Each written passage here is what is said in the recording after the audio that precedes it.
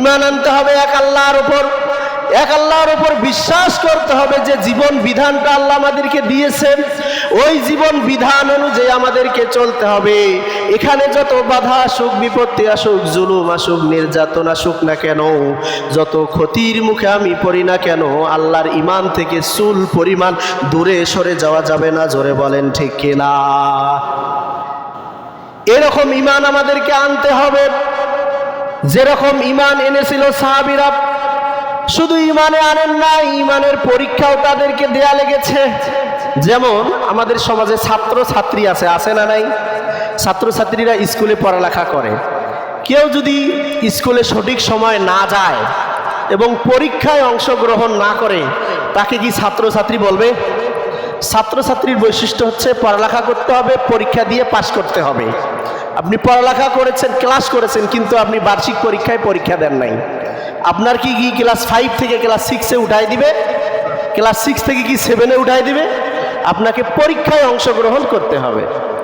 পরীক্ষায় অংশগ্রহণ করার পরে প্রশ্ন সহজ হবে, কঠিন হতে পারে কিনা?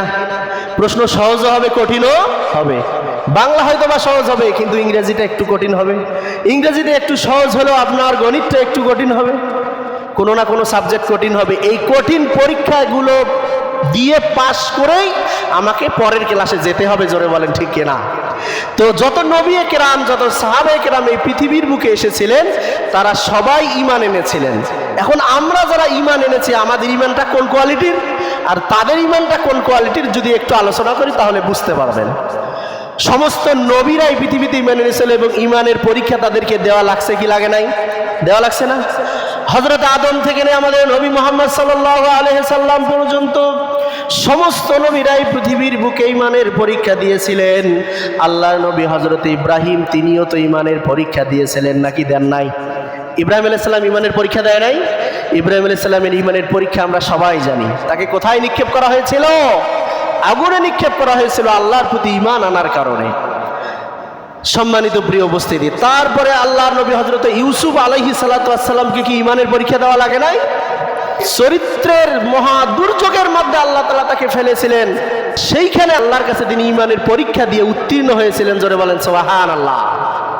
হযরত ইউসুফ কেন, হযরত মুসা আলাইহিস সালাতু ওয়াস সালামকে আল্লাহ তাআলা ঈমানের পরীক্ষা করিয়েছেন।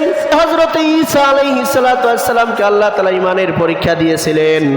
সর্বশেষ আমাদের নবী জনাবে মুহাম্মদুর রাসূলুল্লাহ, তিনিও ঈমানের পরীক্ষা দিয়েছিলেন, ঠিক কি না? ঈমানের পরীক্ষা দিয়েই তারা আজকে উত্তীর্ণ হয়েছে। এখন যদি বলেন আমি ঈমানের